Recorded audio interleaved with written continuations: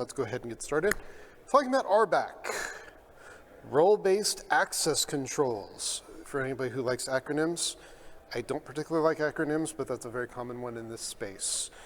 So let's talk about RBAC, account versus application permissions, because they are two very distinct things in Spinnaker land. Before we start, let's talk about authentication authorization, because you can't have RBAC without authentication authorization services.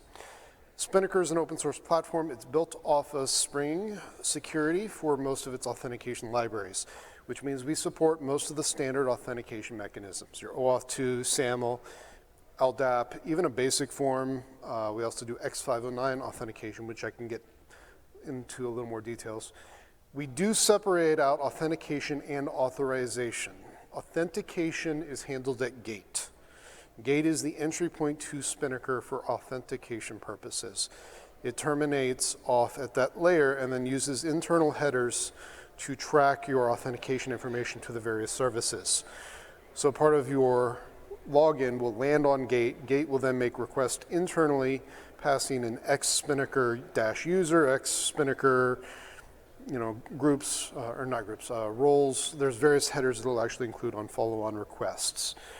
But authorization, i.e., hey, what are you allowed to access, is handled independently of Gate. It's handled at a service called Fiat. Now, Gate can receive authorization information, role information. SAML in particular documents how to provide it. Auth 2, we don't have the best docs on it, but you can actually pass it, and I'll show you a little bit of how to do that today through configuring the roles in the claims.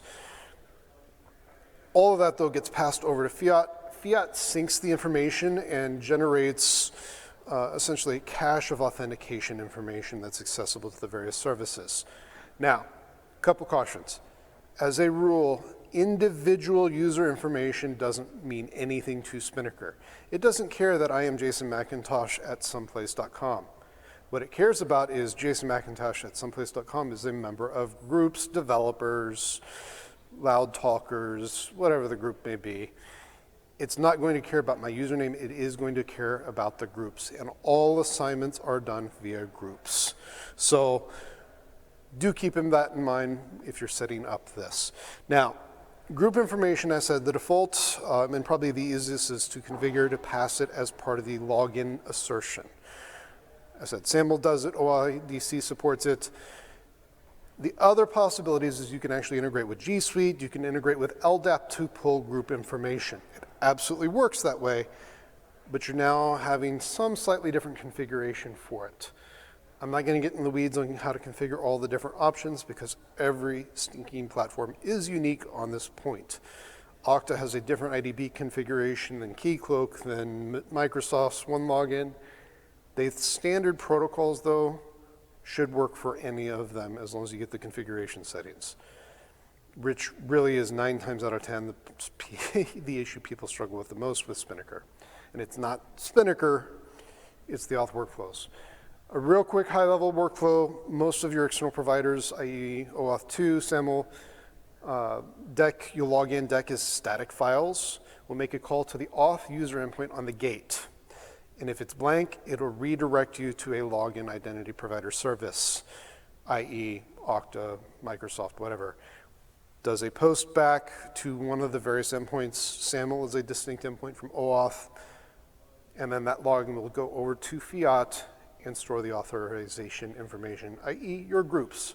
Or it will merge your identity information, i.e. your username, with groups that Fiat has found through a third-party service.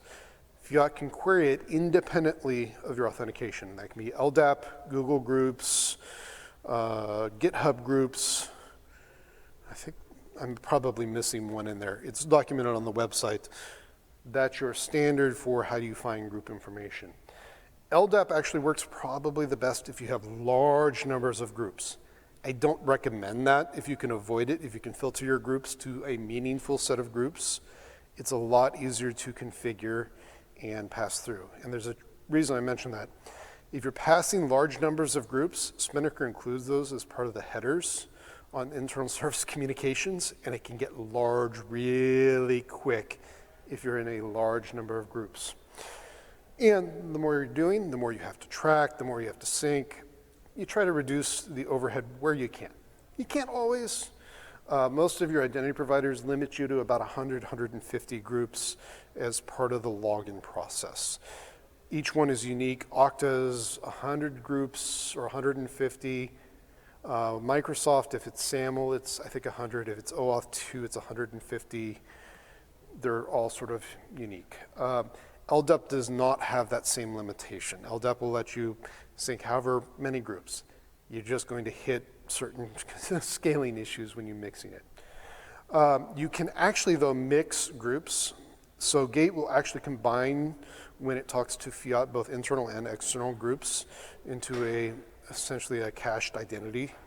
So if you're using, for example, X509, and you actually define your username in the certificate, and Fiat's using LDAP, it can actually look up all of your groups for your X509 certificate from your LDAP authentication store.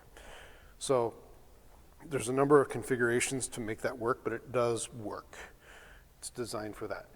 Just as I said, I already mentioned it, watch large numbers because you'll have to tune some things potentially if you have lots of group information. Now, let's dive into the core of how the RBAC works. There's two pieces. Accounts, which I'm talking about right here. Accounts are what you're deploying to. You're deploying to AWS, you're deploying to a GCP, you're deploying to a Kubernetes cluster, any of your target cloud providers. The permissions for accounts, just like the accounts themselves, are defined in configuration.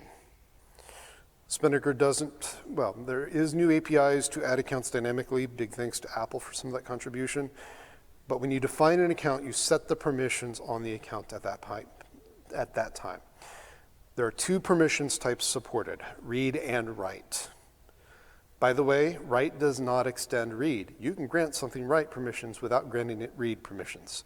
I do not recommend that. That causes some very goofy behavior in some of the systems. The fact that Spinnaker defines read and write permissions does not mean that what Spinnaker is communicating to has those same permissions. Watch this.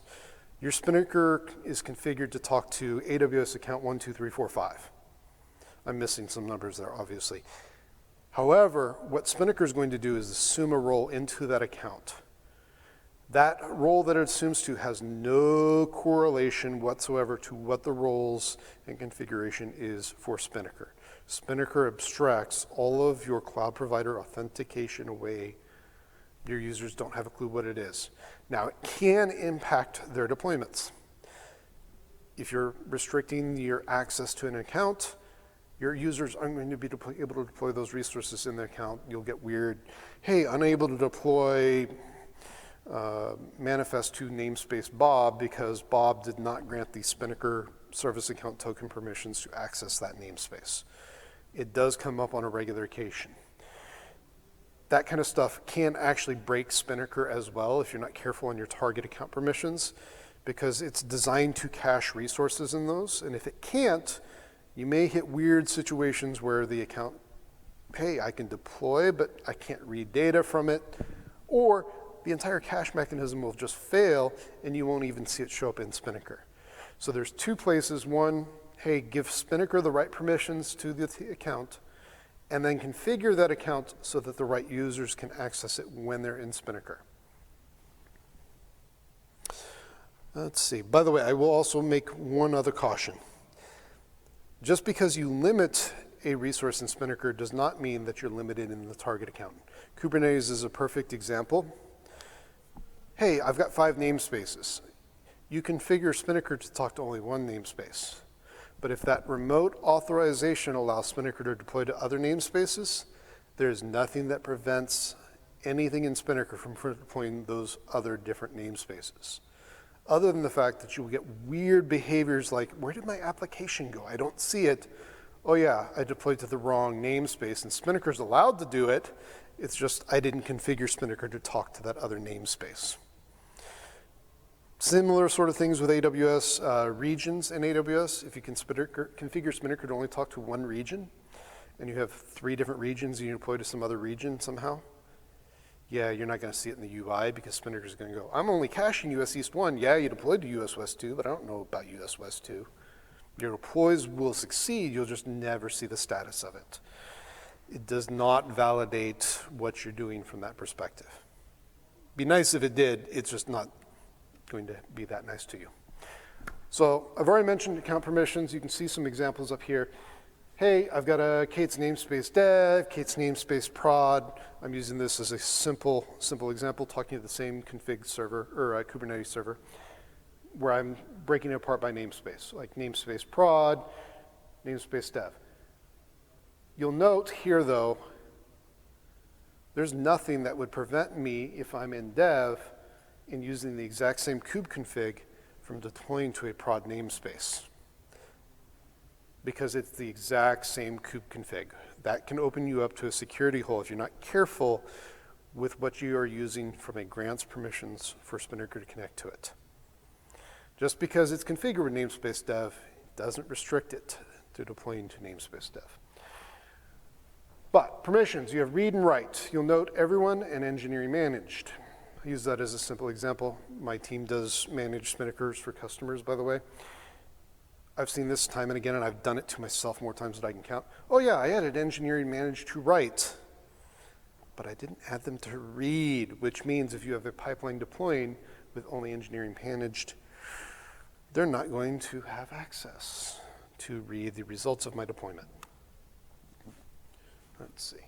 So scope permissions, definitely to only what you want your deployment to actually be deployed. I'm going to check real quick on Slack, make sure there were no questions. Nope, I don't see any.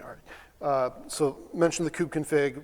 Hey, on your config for your RBAC, where you're defining your get, list, write, watch, etc., and the namespaces, if you only want a Kubernetes or a Spinnaker to deploy that Kubernetes and limited namespaces, scope your permissions on the service account token or assume role or whatever account permissions you're granting so you're not over-scoping your permissions. Same goes for AWS. Hey, if you don't want somebody to access a region, set some permissions boundaries, set some controls on it, because it's not going to prevent you from doing it. And I said, there's already some weird UI impacts. It will also impact pipelines, because some of what happens, particularly take an AWS deploy to a different region, afterwards, part of that deploy will actually validate and refresh the cache of that remote region to verify that your deployment and all its dependencies have made it out there. But if it's not configured to cache that remote region, your pipeline will actually just completely fail. I needed to set my silence. You get to see my auto notes on different people I'm meeting. CDF. All right, application permissions can be set and changed on the fly. That is absolutely correct. You can log in and create an application in Spinnaker. Has no bearing on what account you're talking to whatsoever. All that is controlling an application, which is an abstraction around containers of pipelines and how those pipelines operate. So you can log in, create it, set permissions. It's got a different set of permissions. There's rewrite, execute, and create.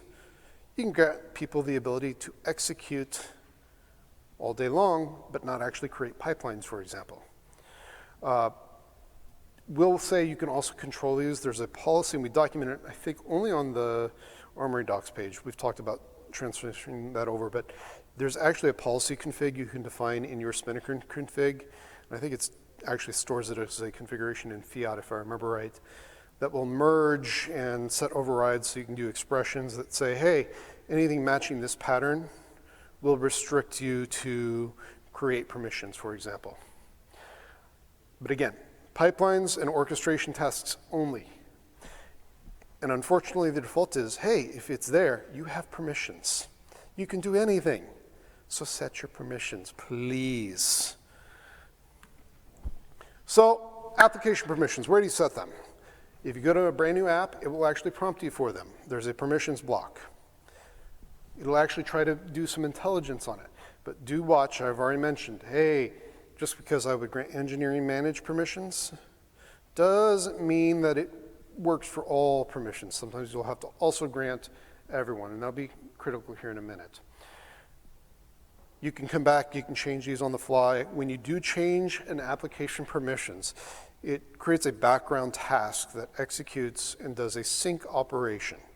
Now, depending on your scale, that can be a fairly expensive operation. And what that does is it goes over to Fiat and says, hey, sync your permissions so that all the service accounts and all the other users have updated permissions for your application. I've seen that take in small orgs a few seconds to large orgs 50 seconds. So it's kind of an expensive operation. You may actually see your task fail at large scale, but that has to happen before the permissions actually start working. Read, write, execute. I don't remember if create was ever added to the UI. I think create may be a configuration only. And actually thinking about it, no, create is not create pipeline. Create is creating new applications. I have to correct my statement just a minute ago. So you can set in the config file a restriction on who can create new applications. That lets you lock down the ability to, for example, create an application with no permissions in production environments. So you have to have either an admin or a user with create permissions to be able to do it. That in combination with some regex lets you do some really advanced patterns like, hey, only team X can create prod applications. Again, since applications don't necessarily restrict you from deploying to account, you do need both. So you've added your permissions here. Hey, engineering managed, everyone. Everyone can read and execute, but only manage can write to my app, i.e. update the pipelines. Pipelines will run with the permissions of who runs it though. So just because I create the application permissions has no impact on what the pipeline is running as. The caller of a pipeline is the one that is going to run with the permissions. And it's the caller's groups that are associated with it. So if I'm logged in and I trick a pipeline manually, it will run with my permissions for that pipeline. However, what about Docker triggers, GitHub triggers? What you want to configure, what we call automated triggers. There's two methods. Spinnaker supported originally what they called service account permissions. It's the old style and it's still the default. You also have a newer system, what they call pipeline permissions, which is easier to use, but has some gotchas with it, and I'll get into that in a minute. Both, though, create an actual internal service account that's masked internally and stored in front 50. Part of that sync operation is reading those service accounts, persisting and configuring the permissions on it. All it will do is contain roles. It has no authentication. It's an abstraction around authorization for the purposes of calling the internal systems, i.e. pipelines. Let's see, read my notes here. One thing, you won't be able to set any permissions unless you're also a member of all the groups that your permissions are. So for example, if I'm only in the everyone group, I cannot modify or change the permissions or even assign, for example, a service account that is in everyone and a managed permissions group. That would be a privilege escalation. Spinnaker will not let that happen. So, got to configure both. They do both work together. Just because you can execute a pipeline all day long doesn't let you actually deploy to an account. But you can run a pipeline that says, hey, evaluate variables. There's nothing that will prevent that from running over and over and over as long as you have application permissions. I will also issue a caution, hey, resources, artifacts, for example, your Git repo, your GitHub API fetches, do not have permissions set on them. So if you're using a GitHub repo with admin permissions, you can clone anything that GitHub repo configuration has access to. I think there's an RFC or there's some conversation around adding permissions to artifacts so you can restrict who can access which artifact types. I don't believe any work is actually done on that. That does mean if you have a sensitive group, theoretically somebody could access the code base in that sensitive group's repos using one of those permissions. It's an ugly little aspect. I would welcome contributions to fix that, please. It's come up a couple of different times, but it's not been implemented at this point. So, admin user. Here's actually the auth user endpoint I just mentioned a little bit earlier. Once you're authenticated, you can actually query this, and this is the first troubleshooting endpoint. It's on Gate. I'm running Gate on a prefix API v1. That's how we like to run our stuff, so we're not dealing with cores. It's all the same load balancer.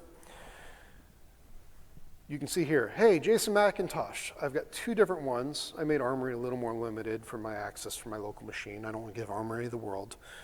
Well, I kind of do, but you'll see over here on the left, my local user is everyone, and I'm part of the managed group. So I'm allowed access to both dev and prod, whereas everyone just gets access to dev. Everyone's allowed to deploy to dev. Break dev, it's fun to break dev. It's even more fun to break prod, but you know, we're not gonna go there. You'll see also the authorities block. The authorities block is for the most part a mirror of that. I'm not gonna get into authorities versus roles. There is some differences. Typically, you'll see it, I think in 128 or 129, Apple introduced a more aware concept of, for example, administrators as a role, so that you can actually grant roles via scoped OAuth 2 tokens, for example. Like, hey, you're part of the administrators group without needing to define administrators in a configuration file or be part of a specific group. You get that as one of the role claims. Works really nice to be able to handle like, oh yeah, here role admins, role users, and set some permissions that are more global versus tied to groups. But as a rule, for most orgs, those will match. I will point out one more thing, the accounts. You can also see the accounts. That's directly tied to the configuration file where you have access. So when you configure it and you say, oh yeah, everyone has access to dev, a lot of accounts that comes from that authentication where it merges all the different accounts into a cache. Literally, this is just a direct read on that. So I said, hey, everyone, I created an everyone group. Well, yeah, you try to create a new pipeline, could not save pipeline if your application does not grant it. But the everyone group can execute. Keynote, execute. That doesn't mean the execution will work successfully if the account or the pipeline is trying to deploy to a resource that user is not accessible to, or does not have accessible to them. So do keep that in mind. Users with per-write, without it, can't run and they will get immediate failures. You fix it or you run it, they can actually succeed. Manual judgment permission propagation. You can actually escalate permissions as part of a pipeline execution. So when it starts, there's a configuration, and particularly this is great for automated, where you can say, hey, propagate the authentication of whoever approves the pipeline, which means that the permissions of the pipeline will suddenly change to whoever clicks that manual judgment approval stage. So you can say, hey, group X, you're allowed to deploy. So you can have everybody trigger it, but only your change control group can deploy it to prod. Automated triggers, I mentioned these a little bit earlier. They're service accounts, they're fake users that are abstracted. You can configure a pipeline to use those service accounts, and that's how they can be automatic deploys to production without needing manual intervention. I've already said it once, read is not defaulted. Don't forget to add read permissions, or you get in weird cases where the deploy works and it can no longer cache the results and tell what the heck happened. Shot myself in the foot more than a few times that way. Pipeline permissions, it's the newer, easier. You have to configure it. It makes it a lot easier to assign permissions. You no longer need to predefine service accounts. You can just go in and start typing, here's the roles I want the pipeline to run as, and it will dynamically generate a service account. It has the same restrictions. It does change the pipeline JSON. There's a roles block that lets you set the roles the pipeline will run as.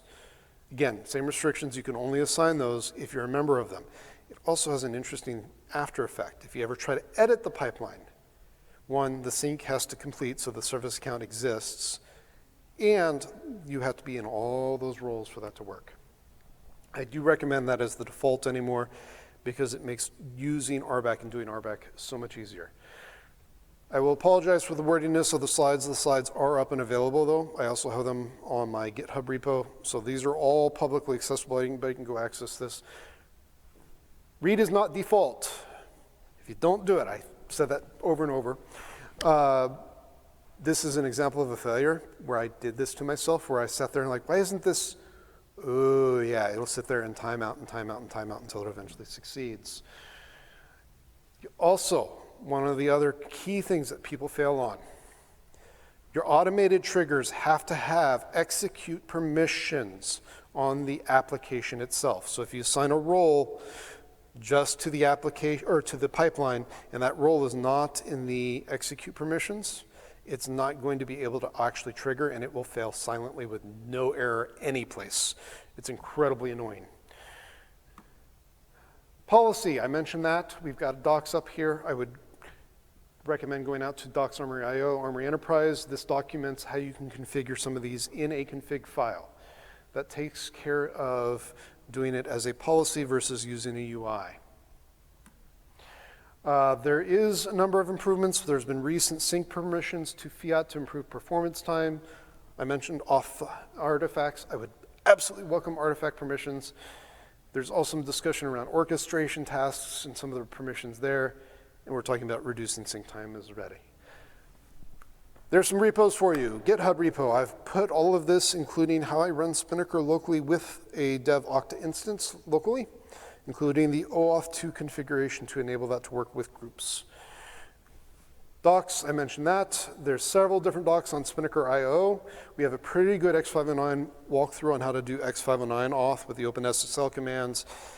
Keep in mind, that's a whole different discussion. I could spend half a day talking about TLS and certs and management. And then there's a very good permissions matrix on our website that talks about all the permissions.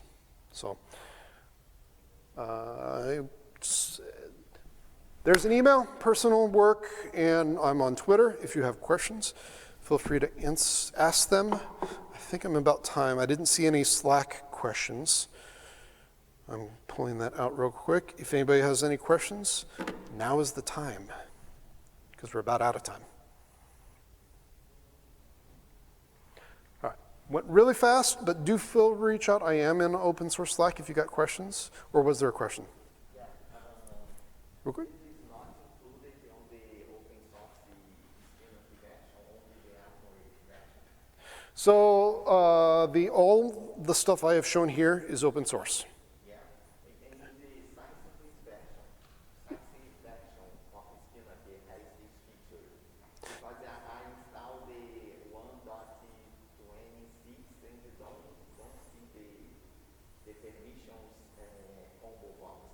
You can only see the permissions combo box if you enable authorization. If you don't enable authorization, you will not see the ability to assign permissions anyplace. But all of these features have been around since at least 1.22, something like that. So if you're not seeing the permissions, you've got probably a configuration issue on your auth-n, auth-z blocks. If you need more help, as I said, we can ping me in Slack, and I can try to give you some walkthroughs and some more assistance there. Well, thank you all. Feel free to reach out if there's any questions.